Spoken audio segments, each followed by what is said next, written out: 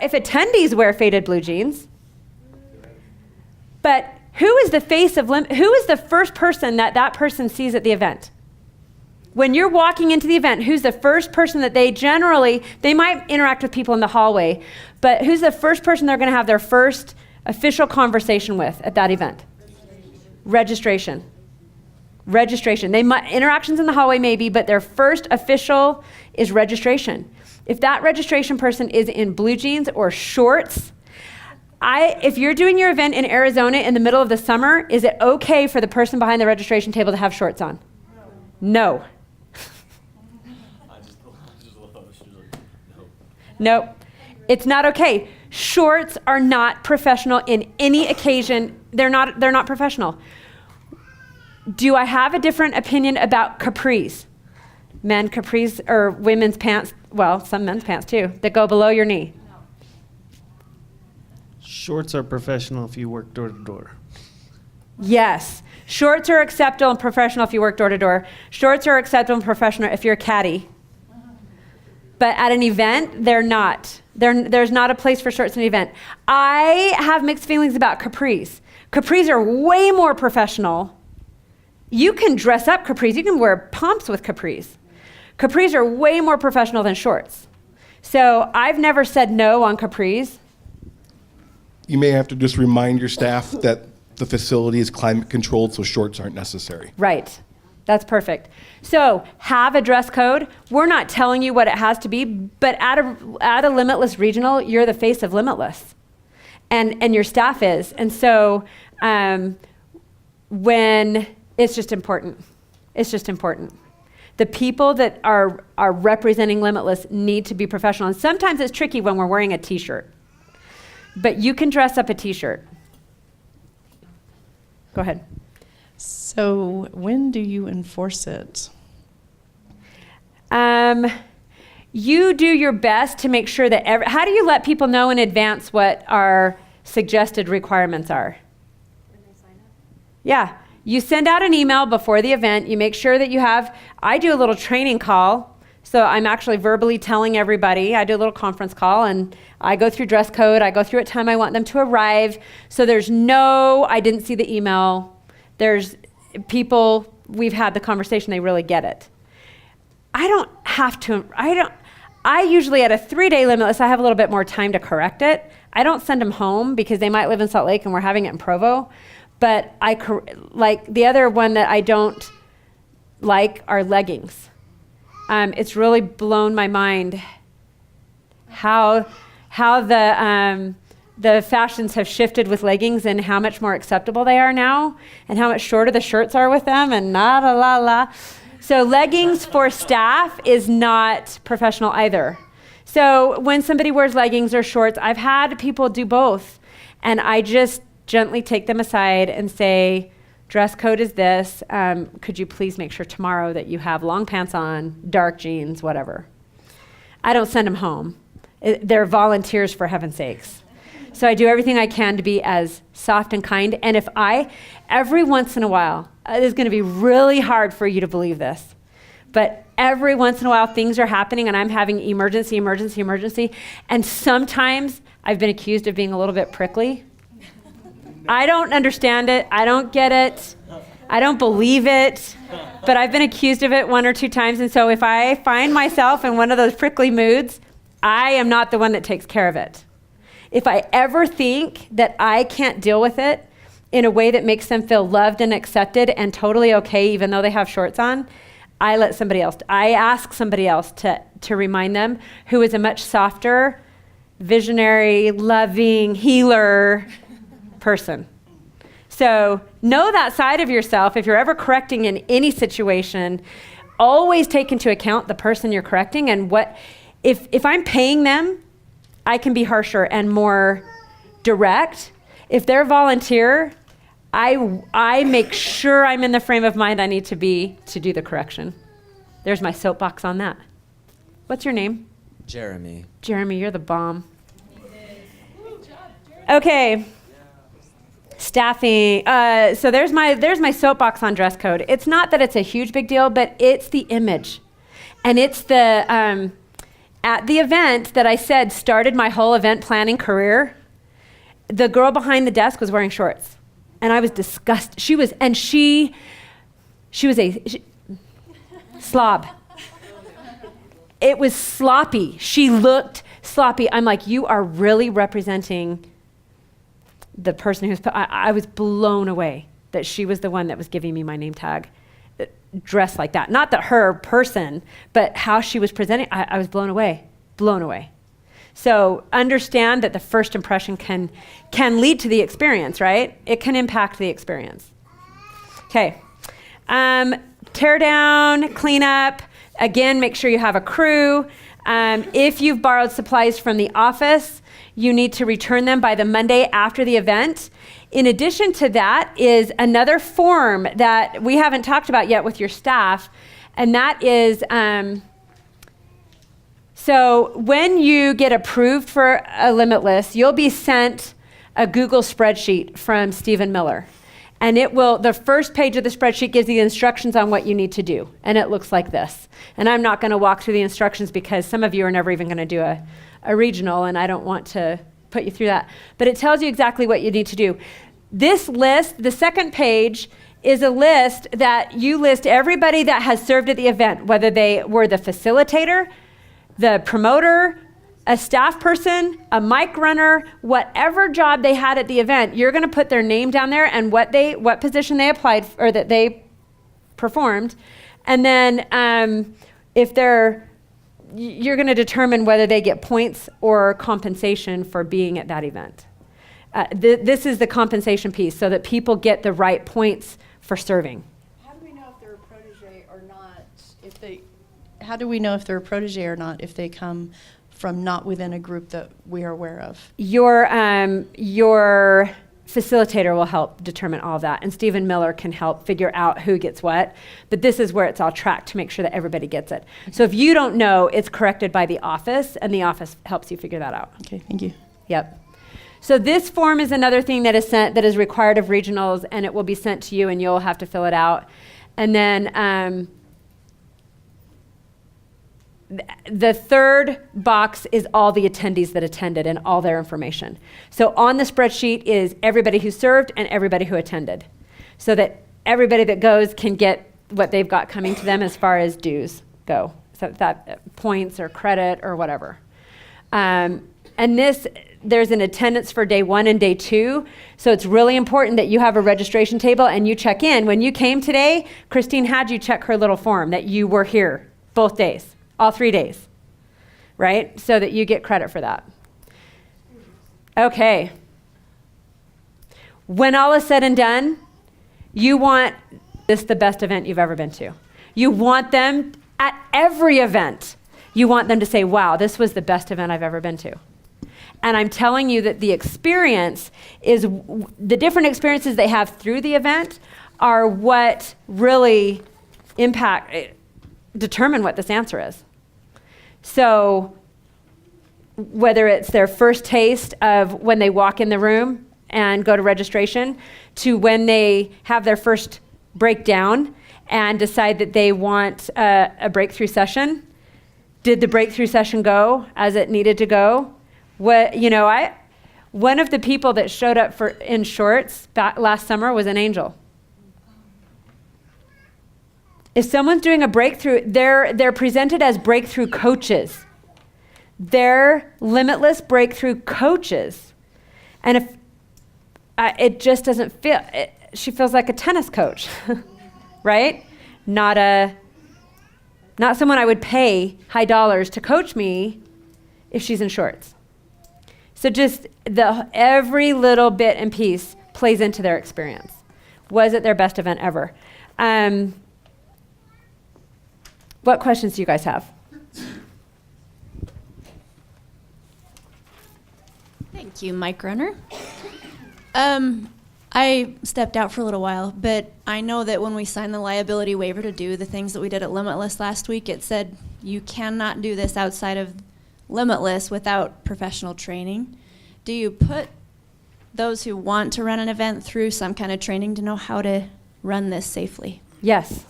Okay, what The does that look like? facilitators, well, the facilitators of the event are the only ones that are allowed to do processes. The facilitators they have to go through the Mentor Maker program. Okay.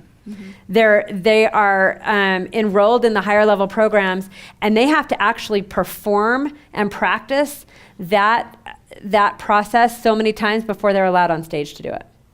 So it's not anyone can do it type of a thing. It has to be, you have to be a certified Limitless mentor to do it. Am I correct? You have to be in Mentor Maker. In the process on its own. So you can be like a Glasswalk certified or board break certified. A certified Limitless mentor is certified in several processes and is available for, if you want to be a certified Limitless mentor, that means people that come to the Limitless events can mentor with you personally. But if you want to be on stage, you either need to be certified in the process or a head facilitator. Does that help answer that? Yeah. Yeah. Thank you. You're welcome. As a team leader, if I recall, because it's been a while, they were helping with the Arrow process, for example. Yes. They They they're go through volunteers, training. right? Oh, okay. Yes, the team leaders go. So anytime there is specific training, specific processes where the team leaders are involved or the angels, we go through training for Glasswalk. We go through, and it's just a meeting. We just gather at the event and we say, these are the things that you need to do. And we train them very specifically on arrow break. They have to stand, they have to have both feet planted, not like this, because you cannot go over backwards. You have to kind of plant your feet. Your arm, if you're holding the arrow, you've got to have your arm totally straight. If it's bent, then this type of action can happen, and you don't want any shoving. We tell them, you stand firm, you have your arm here to keep your arm straight, your hand here to keep your arm straight, and there's no leaning into it. And we go through, there's more, but we train them exactly what to do. It has to be parallel to the ground. If they're a really short lady and they're doing a really tall man and the arrow's going like this, that's a problem.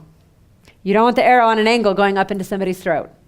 So we teach them all the things to watch for and to fix and to do for arrow break, glass walk, even the angel walk. There's very specific training for that, so they know how to make it run the most smoothly so they can have the best possible experience.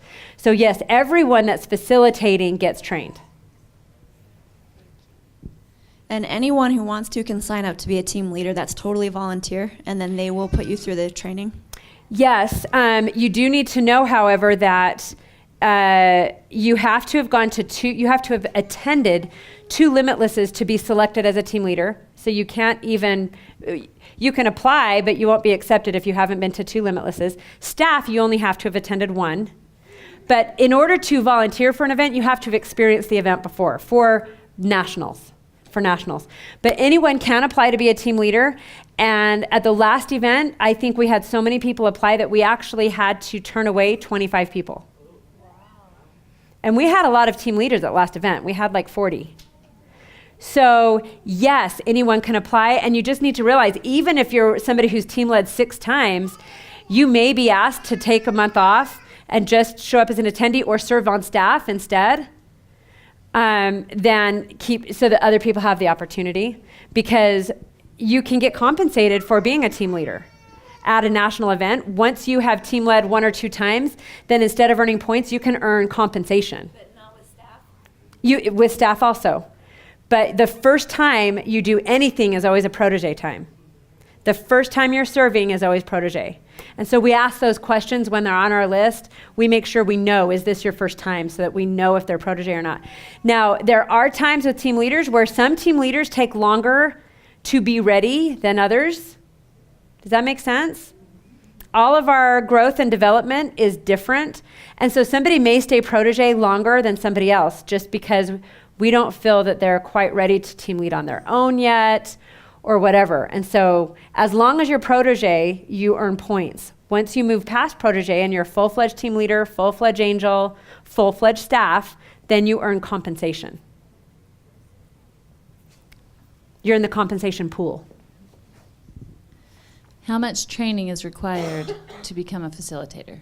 Because the way I'm understanding it, right now Chris Crone is the only facilitator qualified to do what's going on. What you're doing is grooming us to become facilitators like him. Is that correct? Mary Ann's going to answer that question. So there are 6 head facilitators in Limitless right now. So there are lots and lots of trainings that you get to go through. Chris is not duplicable. Right. We can't make more than one of him, and we don't want to because he's taken, right? What Mentor Maker is designed to do is to train up you to become your most powerful mentor. So we have trained up several certified Limitless mentors and several head facilitators. And if you come to Limitless, you'll see that the people that come on stage are certified in that process. Jen Bust came and she did the Greatness Label, so she's certified in that process. The 6 head facilitators, we take a little bit more of a leadership role, but the Limitless stage will have upwards of 17 different facilitators on it. So there are, in answer to your question of how much training does it take, I can't put a date on it. I can't put a time frame on it. It's how ready are you and how fast can you move forward? Kinda, yeah. It is different for every person, and what your presenting abilities are, and how much time you have to dedicate to practicing and things like that. As far as main facilitator, the Limitless Nationals, Chris will always be the main facilitator. And then everybody else are presenters that have earned the right to be on his stage. Right. Does that answer your question? Not quite.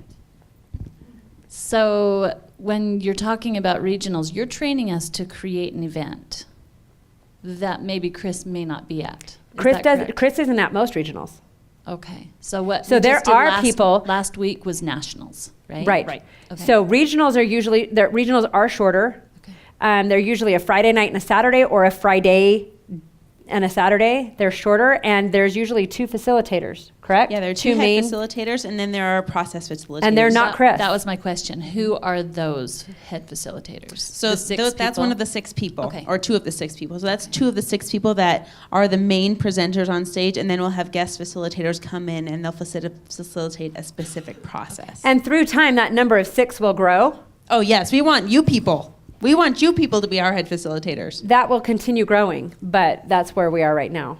And that doesn't mean there's not other speakers at regionals, but there's 2 head facilitators at every regional. So my question is somewhat related to hers. For, say, angels or team leaders, can you borrow? Is there like a pool that you can go in and say, hey, we need people? Or do we have to come up with people that we know or something? To facilitate? No, as team leaders or angels or...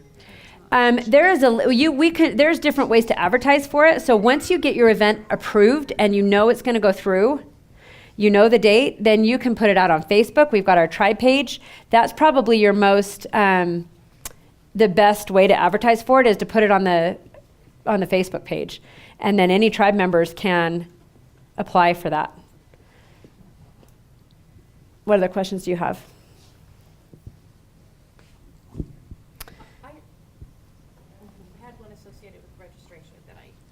Yeah, these questions are, this is the open forum question and answer part.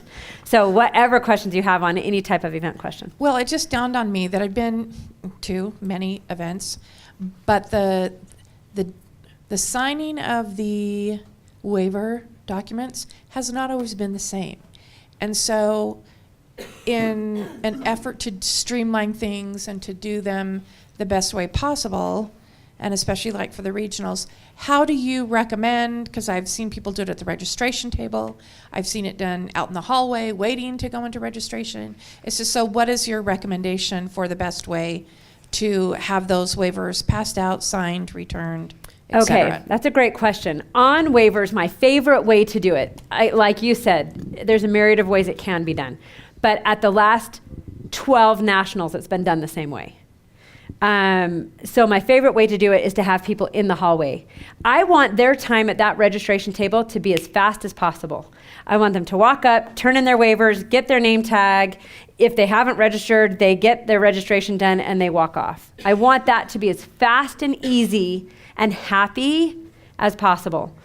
And so blocking it up, the problem with having them come to the table and do the waiver at the table, everyone is different about the waivers. That is a tiny little size 6 font, tiny little form that has lots of legal mumbo jumbo on it, and some people could care less. The visionaries and the Warriors don't care. They're just going to sign it and get done. And the oracles are going to say, "What? Am I agreeing to something here? What am I signing?" And you don't want the oracle standing at that table for 10 minutes, blocking it, waiting to sign. So whenever possible, you have them sign it away from the registration tables. So and to do that, you have to have people to distribute them. There's 2 forms. And the 2, by the way, when you're walking up to somebody that wants to know specifics on the forms are 1 of 2 and 2 of 2. 1 of 2 is the liability waiver, basically saying that if you slip and fall at the event, you're not going to sue Limitless or the venue. It's just a liability waiver. And that's how I say it. I always attribute it to like an accident that happens. I never attribute it to like if an arrow goes through your throat, you're not going to. I don't do anything that has to do with the event.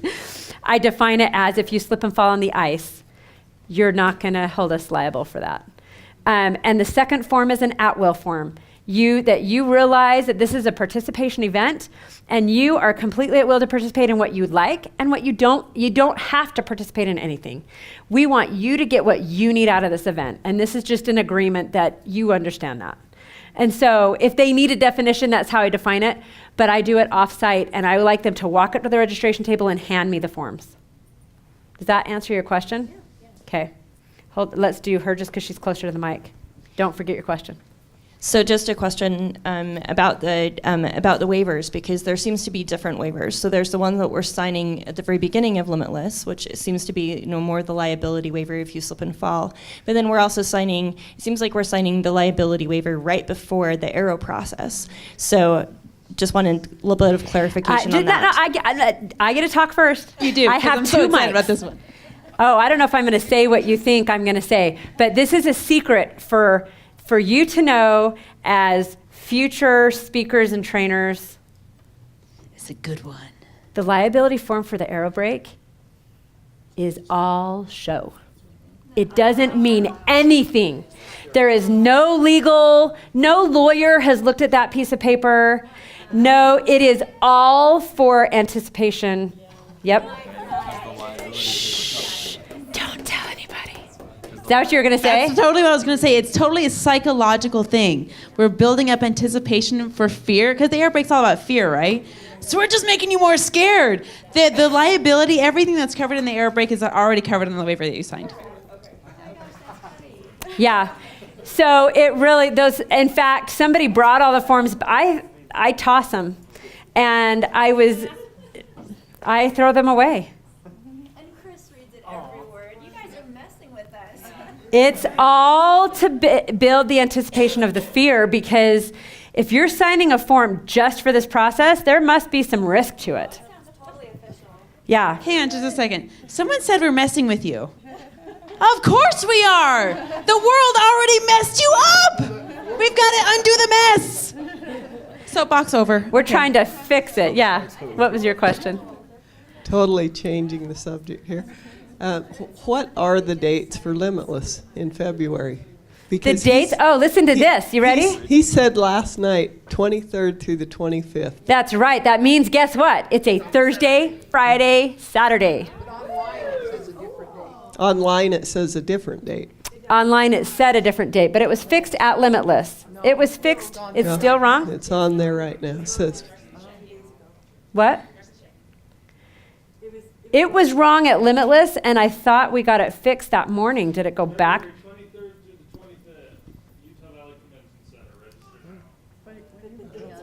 He just said February 23rd through the 25th. No. Are there 2 different sites?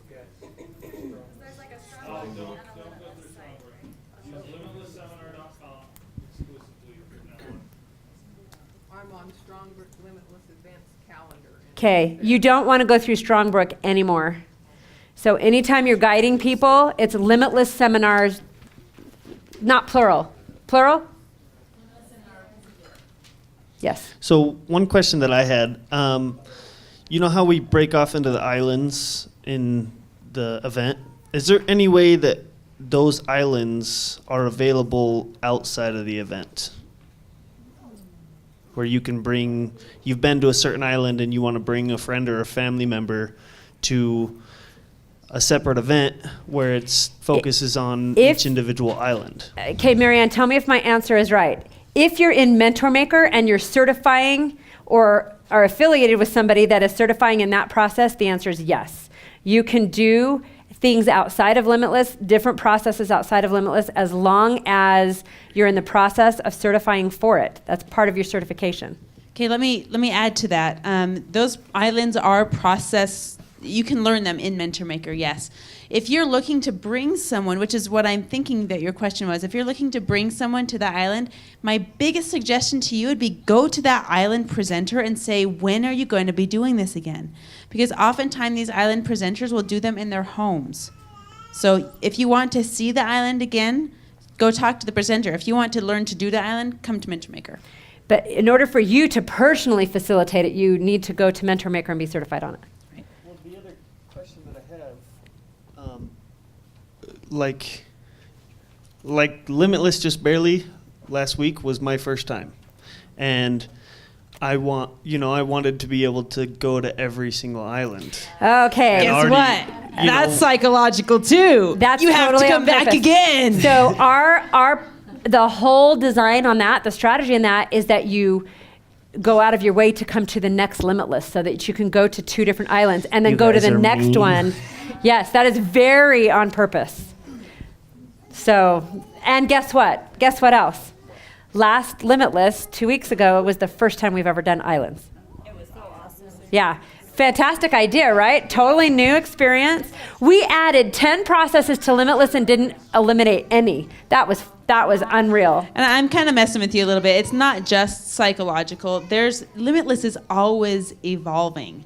We are always trying to find what the next best thing we can do is. And Christy said, that's the first time we've ever brought the islands to the stage. And yeah, you're not going to be able to go to all of them. And we want you to come back. Do you not want to come back? Raise your hand if you would come back to Limitless.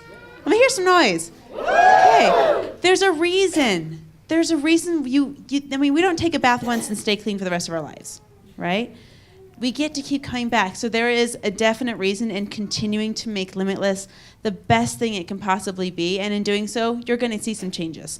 Yeah, and so the islands themselves, because it was our first time we've ever done them, we're evolving that whole situation and what it looked like, and did they have their best. There were some hiccups with the islands. We had somebody in this corner meditating and somebody over here dancing at the same time. And so we understand all of that, and that's all in event management. Can you successfully hold 10 processes at the same time and really make it effective? And we had a big powwow about that a couple of days ago at our debrief. So we're constantly evolving it, and know that we know what was happening in that room, and we got major feedback from the things that worked really well and some of the things that we need to tweak since it was the first time we did it. What other questions? Did you ask yours? No, I didn't. Oh, don't give up her mic. I kind of figured it out, but I was going to ask for those of us that weren't there last time, like, what are the islands? Okay. Yeah. So we had a window of like 90 minutes, I think. There were 10 different experiences going on all at the same time. So there was Healthy Island, and there was Joyful Island, and Intuition, and Forgiveness. love. I thought you said forgetfulness. That would be me. Unconditional love. Humble Pie, Unconditional Love. And so they defined them all from stage, and then you got to choose wherever you wanted to go. And there was one island on Thursday, or one breakout on Thursday and one breakout on Friday. And you got to choose 2 different islands that you got to experience. But there were 8 that you didn't get to experience. And so, yeah. And there will be different islands offered at different Limitlesses. So the 10 that were offered might not be exactly the same 10 that are offered next time. Some of them. So if there's one you really, really did want to experience, you need to find the person who put it on and find out when they're doing it next. Right here. So I've been to one Limitless event, part of a Mentor Academy, and now. So can somebody run through what all the different programs are so that those of us who kind of want to figure out what we might want to do can do? Yes, you can absolutely, your best way to do that is to schedule a session with a Pathfinder at this event. And I'm not going to stand up here and define them all. Actually, I can't define them all. I'm not even given all the information. I'm given the information that works for me and on the programs, and the programs change and evolve, and so I would give you inaccurate information if I stood up here and did that. But you're at any event, there's always a Pathfinder, and you just sit down with them. It can be 5 minutes if you have a couple questions, or it can be half an hour. And you sit down with them, and they go through all the programs, and they'll give you a brochure that explains everything. You can take notes and figure out what is the right fit for you. And we provide that for absolutely anybody at any event that we do, anybody who wants it at any event we do, so that you can determine where you want to fit in. I was talking with somebody the other day about who's been a volunteer probably 8 to 10 times. She's one of our top volunteers. She helped develop the whole Pathfinder system for us, and she runs it, and she's fantastic. And she is not in a place in her life where she can financially choose into anything higher. She can't. It's just, she's working on manifesting that and making that happen. But today, she doesn't, because of where she is in her life, she can't do Inner Circle right now, and that's what she wants to do. So she chooses into Tribe because she can manifest $99 a month and make that happen. And she's getting massive value out of that, and that's where she can choose in. And so it's important that your attendees to the different events realize that there are options for everyone, no matter where they are in their life. Sometimes they just have to buy themselves 2 or 3 months until something else happens before they can commit, before they can fully financially commit into a higher level, or even time-wise. I've had people know that for the next 3 months, it makes no sense for them to be in Inner Circle. They're going to be out of the country. And they would rather start their year of Inner Circle when they get back in the country. So there's things, it's a very, very personal thing. So definitely at lunch, or even now, if you want to get up and go schedule it now, schedule your Pathfinder session and sit down with one of them. Marianne, who are the Pathfinders at this event? James and John, perfect. Okay, any other questions? We're at the tail end. I have time for a couple more questions if anyone has any other questions. I am asking you a personal question. Okay. I am wondering what you like most about what you do and what this is like for you, why you got into it, like what does it do for you to be involved? It seems super high stress to me. The super fascinating part about your question is my full-time job, I'm a relationship coach. I have a relationship coaching business, so my event company is dissolved. I dissolved Transcend Events a few years ago, and the only event I run is Limitless. So I have 4 days a month that I'm committed outside of my... I live at Limitless for those 4 days, which is a little bit stressful for my family. But I actually left the event planning business because of how high stress it was and how much time, because my specialty was transformational events. So every time I would do an event, it was a 2 or 3 day event, and I'm away from my family. So I moved into coaching, and I'm a relationship coach, and I do that. That's my full-time job. This is my side job. Oh, really? Mm-hmm.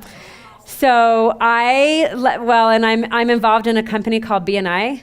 Or an organization called BNI. I am the director over training for all of Utah for that. And so I do just BNI alone. I probably do 25 to 30 trainings a year and train over 2,000 people in BNI every year. So I wear 3 hats. I'm also a School of Life coach, and I train high school kids. I start my next thing on Tuesday, my next session of that on Tuesday, and it's a 4-week deal. So I love coaching and training. I've been a professional trainer my whole life, and I'm really good at event planning, but it is not my bread and butter. It is something I'm really passionate about, and I love when somebody leaves Limitless and they see it seamless. They don't see all the stress behind the scenes. They might see it on my face a few times as I'm running from room to room, but my goal is that they don't.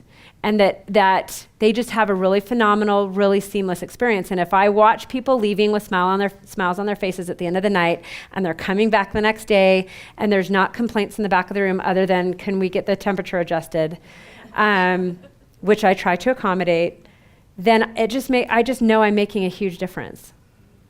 And I'm attached to Limitless. So when Marianne said, if any of you ever need an event planner, I'm actually not available. I'm not for hire. I don't do event planning anymore. But I'm really, I'm here for advice here and there. And it's something, I mean, I ran a company for several years in that industry, and I love it and I'm passionate about it, but it's not my full-time job anymore. What is BMI? BNI stands for Business Network International. Yeah, it's an organization that helps people who have businesses that can build through word of mouth and referrals. It helps them build their businesses. Tell us about School of Life. School of Life is really awesome. What is that? It is a nonprofit organization. It's based out of St. George. I just finally got funded in. It's nonprofit, so it works off donations only. We go into high schools and we teach a 4-week, 1 day a week after school program for kids that are at risk for not graduating, or kids that are at risk for no grades or whatever. Their assistant principals can sign them up for this 4-week course, and it's 2 hours a day for 4 days, and we teach them all about life skills that they don't learn in school. And it's the 10 A's. They learn about attitude and assist, which is service, and all the other A's. One of them is it's about God. Why can't I think of the word? Anyway, it's really fantastic, and our averages are the kids that go through the School of Life program, like 87, let's see, I wish I had the numbers in my head. Huge percentage, like 87% graduate with their normal class, just from attending this course about life. How do we get you at our kids' high schools? Talk to me after. Okay. You have to get enough donations at your high school. But it's a phenomenal, it's actually, of all the things I do, it's probably the favorite thing I do, because we change these kids' lives in 4 weeks. It's really fantastic. So, any other Limitless questions? Well, I appreciate my time with you. I hope you gained something from it that enables you to either build your own coaching business, that helps you know how to run your own events, or if you're interested in running regionals, that you've got a little bit, I'm still talking in 2 mics, that you're a little bit more confident in knowing at least where to start with your regionals and knowing how to make them run smoother. Because what is the most important thing the attendees get from their events? The most amazing experience ever. Yeah, you want them to have the most amazing experience they've ever had. So that's your goal in whatever piece you play in it, whether you're a speaker or a presenter or the person behind the scenes. That's what your goal is. Thanks so much for having me. Ladies and gentlemen, give it up for the amazing Christy Richards. Thanks. Wow, how many of you have like 8 pages of notes?